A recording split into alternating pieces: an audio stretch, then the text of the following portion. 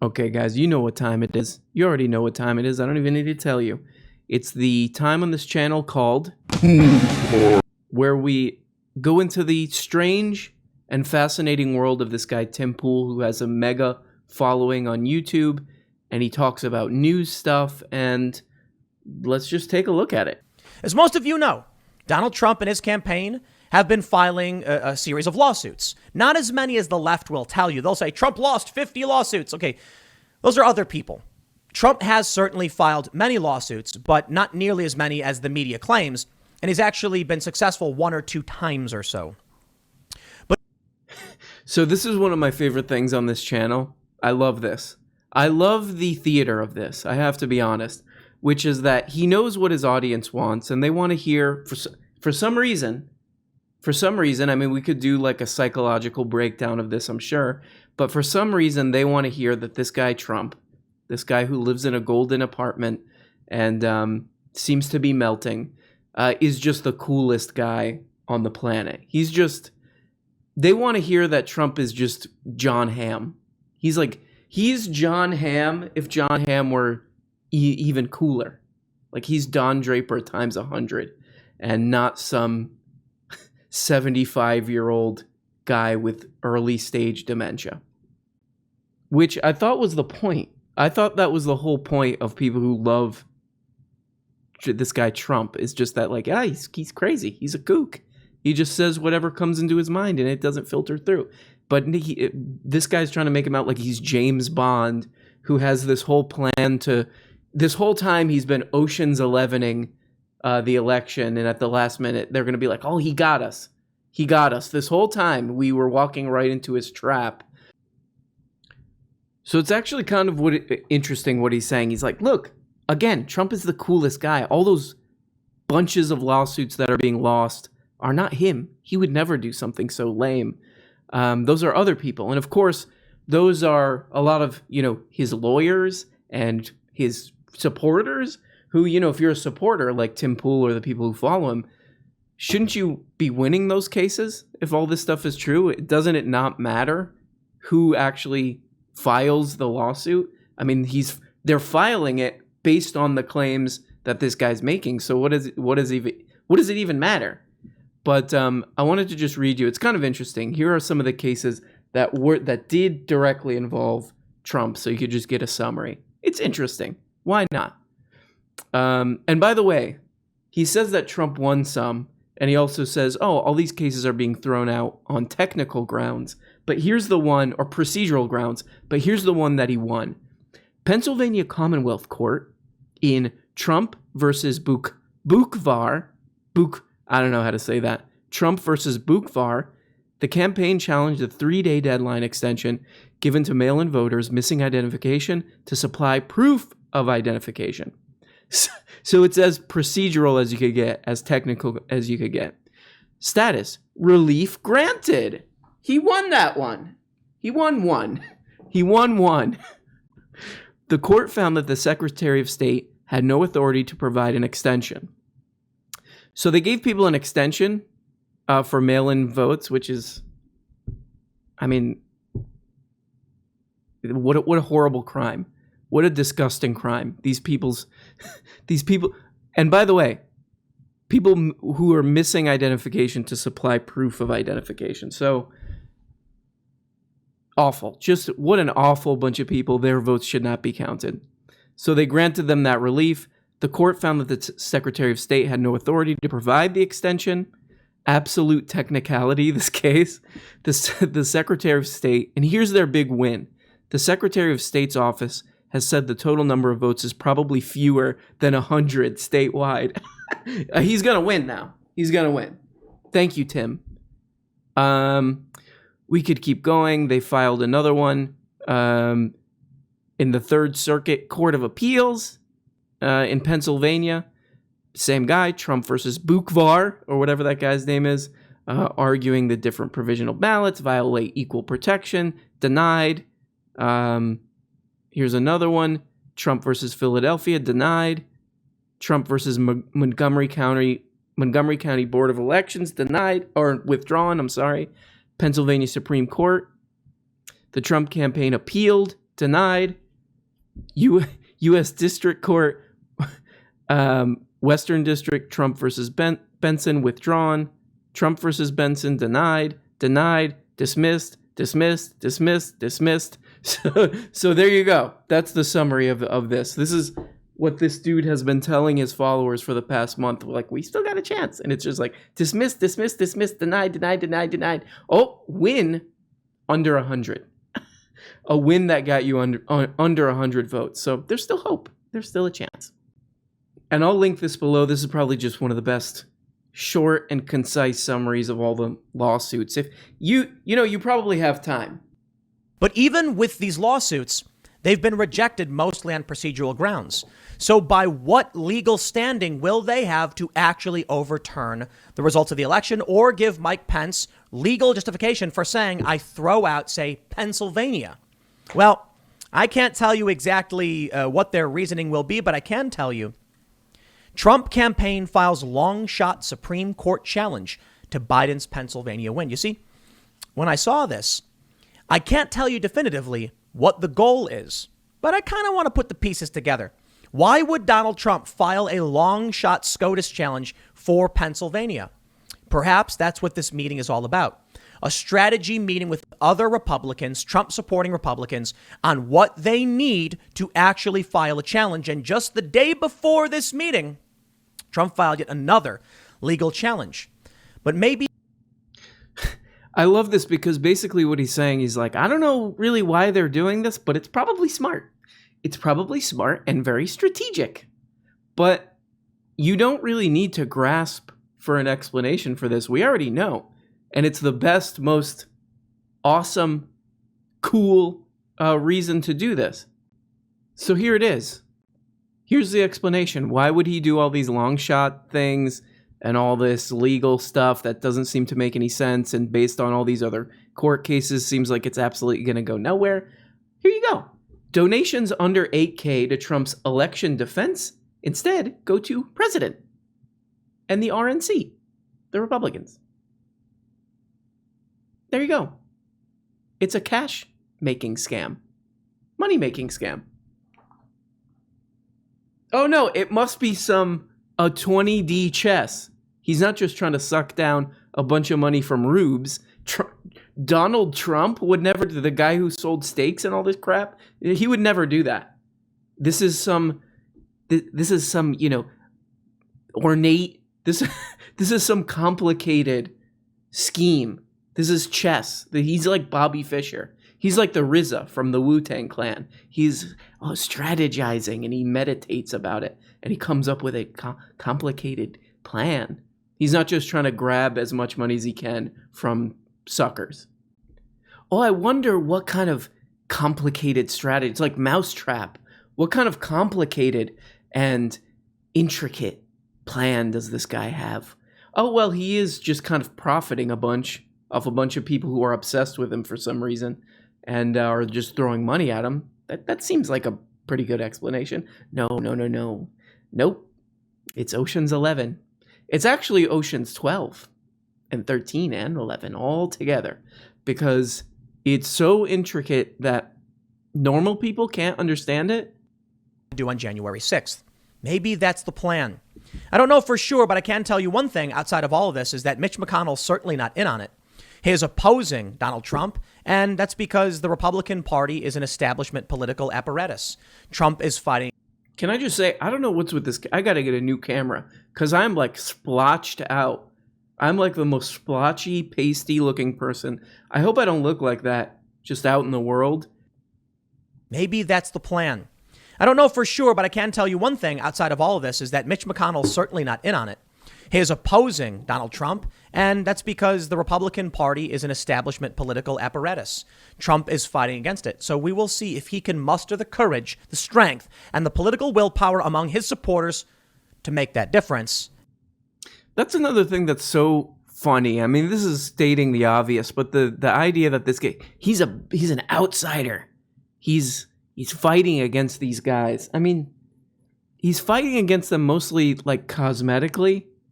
Mostly just for show, like, oh, hey, Mitch, I like to tweet or something like that. Like, I mean, his biggest policy was, his biggest policy move was tax cuts for the rich, which is basic old-timey Mitch McConnell Republican policy. So what's he doing that's so cool and outside? He's an outsider. Yeah, okay, well, what does he do that's outside? He says things that are mean to people sometimes.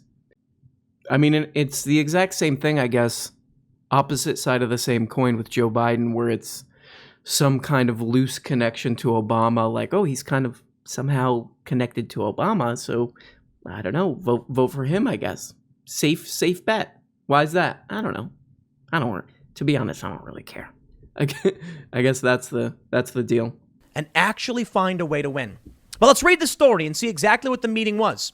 But before I do, let me just entice you with some Beatty information. Mike Pence actually said recently at a Turning Point USA conference, we're going to keep fighting to overturn the election. He actually was saying, we're not going to stop fighting until every illegal ballot is out and every legal ballot is in. Okay, so obviously that's just a bunch of insanity, but this video of him at this conference or whatever, young people's conference, has some pretty interesting, weird stuff in it. Let's take a look. We need you to stay in the fight, to be a check on what the Democrats and the radical left want to do and what they want to undo, all that we've done. Our agenda. He's pretty bad at reading the crowd. They start screaming and clapping and stuff, and he's like, what we want. He's just in speech mode. You gotta work the crowd a little bit, buddy. Loosen up. Is he like one of those I don't drink or anything Christians or evangelicals or whatever? Because I would say, dude, maybe get a drink, loosen up a little bit before these things. Do a little improv. It's about American greatness. Their agenda is about American decline. Where we cut taxes, rolled back regulation, and advanced freedom, their agenda is higher taxes, open borders, socialized medicine, a Green New Deal, and abortion on demand. Boo! Boo! Boo! We hate health. We hate having health care. That would suck. Not having to deal with a bunch of, co-pays and all this weird crap, or the possibility of going bankrupt if you get sick. That I like all that stuff. I'm a conservative Turning Point USA kid. So it's kind of interesting that he would bring that up, because he's like, they're gonna undo whoever's next, I guess, whoever's next in office. Part of the reason they got to stop the steal is because they're going to undo all this great stuff we did. And then he says, we cut taxes. That's what we did. We cut taxes. And the study came out just days before he did the speech. Huge study. And I'll read you the headline from CBS. 50 years of tax cuts for the rich failed to trickle down, economic study says. So this is their entire economic plan. Tax cuts for the wealthy have long drawn support from conservative lawmakers and economists who argue that such measures will trickle down and eventually boost jobs and incomes for everyone else. But a new study from the London School of Economics says 50 years of such tax cuts have only helped one group, the rich.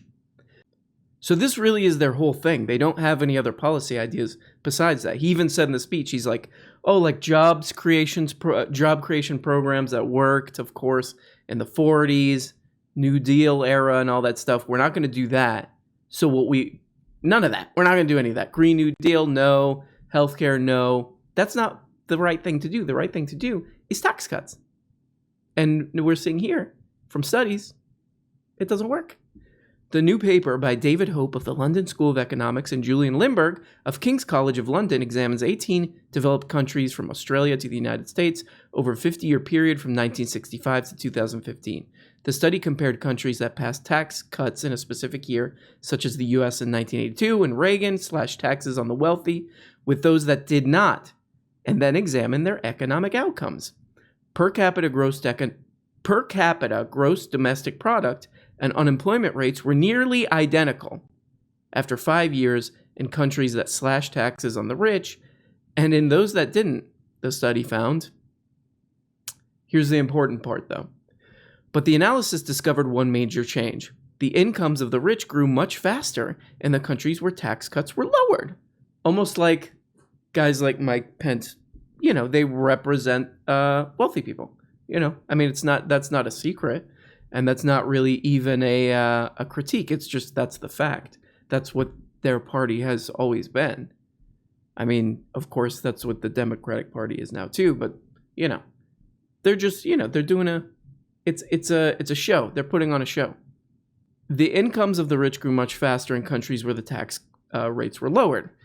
Mission accomplished. Instead of trickling down to the middle class, tax cuts for the rich may not accomplish much more than help the rich keep more of their riches and exacerbate income inequality, the research indicates. There you go. So basically, mathematically, scientifically, you have proof that what he's saying makes no sense. So in this part, this is where we get into really bizarre territory. He's talking about that Republicans should have put things that they wanted in the stimulus. They should have attached, which they did, but they should have attached things that he wants. And he gives an example of the type of things he wants attached to the stimulus. Check this out. This is amazing. Pose an alternative to everything the Democrats are doing. When are they going to say, okay, we'll tell you what, our rebuttal to the stimulus is, we'll do the stimulus exactly as you want it if you include a provision forcing the economy to reopen tomorrow. They won't, because Republicans... He wants the Republicans to put in some kind of a bill into the stimulus where it would force the economy to reopen. Well, I mean, first of all, how do you force an economy to reopen? I mean, I think we've talked about it. So basically, he wants to I'm going to force, because an economy works by people buying things and people selling things. He wants to, I guess, force. The government comes to your house and they're like, hey, go to Dairy Queen. Go to Dairy Queen and get to 10 dilly bars and 4, what are those things called? Slush bars, slush bombs. Go to Dairy Queen right now and get a bunch of Red Bull bombs and carb bombs right now. Blizzards, that's what I was thinking of. Tim Pool wants, the police to come to your house and say, hey, get your wallet out, you puke, and go to Dairy Queen and do business with them. He wants to force the economy to reopen. We'll do an economy by force, I guess. So people who are like, yeah, I don't know, I don't think I really want to go to a business right now. I don't want to really walk into a business. I'm a little bit afraid of getting sick. I'm 75-year-old. No, get your ass over to that 7-Eleven. It's Slurpee day. The more disturbing part of this is, of course, what he means when he says reopen the economy is you out there, not him, you, whoever you are out there, get your ass back to work. Get your ass back to work out there so that you can subscribe. You can have enough money to subscribe to my Patreon or whatever. This was the same thing. I did a video like a million months ago where it was Jordan Peterson's daughter. Somebody sent me this video of Jordan Peterson's daughter in her car, and she has a mask on, like, in her car alone. And she's like, I think we should have to reopen the economy right now because we can't afford this. And of course, what she means is you out there, her servants, her lowly servants, get back to work. And that's the same thing he means. He's going to just be those propaganda videos in his compound, in his skate compound. He means you out there, you get back to work and serve him, serve him those blizzards. What? Hey, Tim, what about, I'm a little bit worried about getting sick. Get your ass behind that counter. Oh, okay. I see what I'm dealing with now. Okay, cool, man. Thank you. The system is completely broken. It's absolutely broken. When you see that COVID relief bill and that omnibus spending package, and you know that we are a suffering nation and they're sending $130 million for like breastfeeding programs or something and $10 million for Pakistani gender studies, just where does this money come from? What are they buying? That's what he's upset about. He's not upset about the fact that, they're giving people $600 $600. I think they did a couple websites did a little study on this, did a little report on this, that's gonna float, people who need that money like a couple days.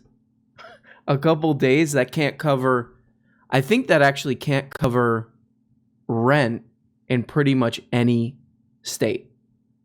I mean, I know it can't for me. But he's upset. He's like, there's some gender studies thing. He knows his audience. He knows what he's got to pander to. But there is also outrage. A lot of that is there's some reports that just came out. A lot of Joe Biden stuff there. I mean, there was push from the more progressive side in Congress to get more money. Of course, like Bernard Sandorino and all those people, like, you need to get people more money. We've given corporations a bunch of money. There's whatever, tax cuts and all this stuff. How about we give people who are, getting evicted and all that, give them a little bit more money, at least enough to pay their rent. How about that? And Joe Biden, apparently, from what I read, was part of, hey guys, calm down. Let's just settle on just not giving people enough money. So, this is what we're really dealing with. This is really, if you want to really understand this situation in what I call the United States of America, that's what I call it. It's this just cretin Joe Biden, and then another cretin Trump, and it's just two cretin choices. And really, honestly, the only way to deal with this, and the reason it actually does make sense. It makes total sense if you think about it. Why? And there's a lot of outrage if you look on Twitter. It's like kind of a popular thing, and there's a bunch of memes for it where people are like, what are we going to do with $600? Why did we only get $600? This doesn't make sense. Why are they only giving people $600? There's nothing we could do with this. It actually makes perfect sense if you think about just normal people don't really have any representation in this country. And that's just a fact. There's no ideological thing about that. There's no real, I'm not giving some wild opinion or anything like that.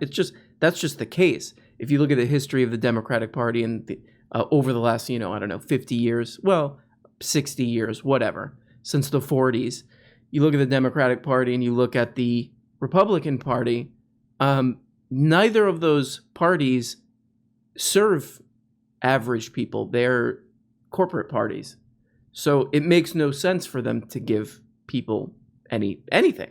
It's shocking that they're giving people any money. I mean, it's mostly just, I guess, to keep from total collapse, like total just for it to turn into, just Mad Max, I guess, is really that's really all it is. They want all that money to go to the people who they represent. So there you go. Just some more oddness from Tim Pool. He does kind of sound like he's sort of jumping off the ship a little bit. He'll make sure that he says in every one of these videos, I don't think the election's going to be over. He'll go on a long, 5-minute thing about how, here are all these ways we can still win. Here's a story about how we can still win. Look, they're still going to fight. And then really he'll say under his breath, basically, I don't think it's actually going to happen, but here's all these ways.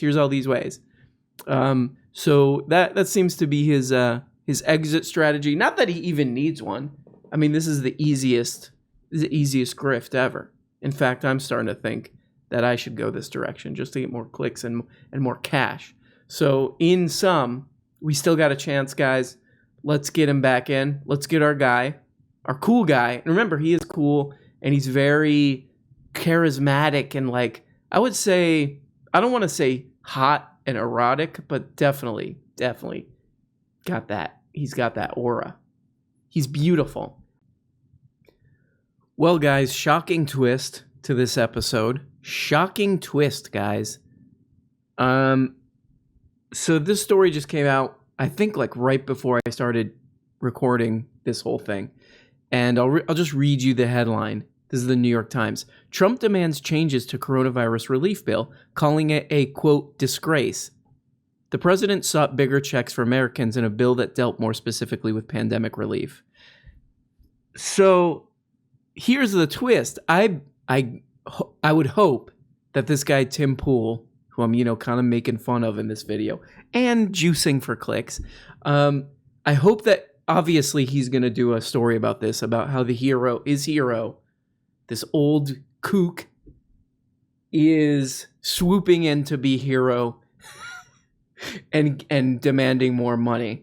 It's funny how another twist, we would agree on this. I think we would agree on this whole story. But it's funny how the New York Times explained this, because New York Times, of course, they're, whatever, corporate media, whatever you want to call it. Washington. President Trump, that's how I read that when it says that, when it gives the, location of Washington. President Trump on Tuesday evening threatened to derail months of bipartisan work in Congress. So they're already like, he's doing the wrong thing. But this is very interesting. Now, of course, people got to get money. And I think I've talked about this on this channel. They did a bunch of economists. I mean, we're talking like every economics teacher in every major college signed onto this letter that's like, you have to give people money, you idiots, and sent it to Congress.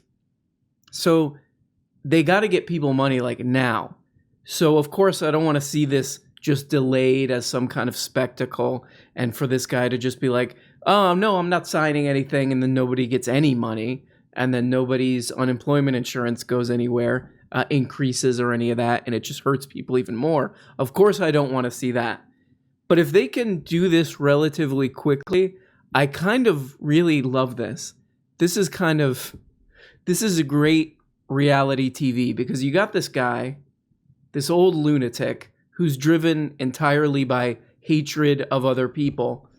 And he hates everybody in the government who he's been dealing with over the past 4 years. And it would be perfect. He knows he's going to lose.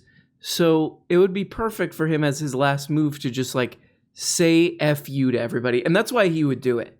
Not to try to help people, but to say F you to these people who he hates, who want to give people the bare minimum, absolutely bare minimum. For him to say F you to them, and at the same time, in a little way, this would be the genius political move. In a little tiny way, say, hey, I did that for all you guys, so you gotta like me.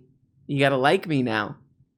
I'm the good guy. I'm that good guy hero who got you that instead of $600, I got all of you $2,000. Yeah, if this doesn't last too long, I think that it's great. Say, I'm not signing it. Go back, put $2,000 each person in it. I can't wait to see what they do. Like Biden, this old, lost, dumb Biden, and Nancy Pelosi, this old country club lunatic. I can't wait to see what they do. Like, what do you say to that? Well, no, we can't. We can't do it. And, of course, Mitch McConnell and all these guys are going to say no. Oh, my God. I would guess that they're all going to say no. They're all going to say no. And you already have all these kooks, like, what's that guy, Rand Paul, who thinks that there should be no stimulus? Just some guy who's basically his whole political belief is just religion. This religion of just open the economy back up because the free market is Jesus, basically. Flying in the face of people who actually know what they're talking about, economists. So they're already just saying no. But yeah, I can't wait to see what happens with this.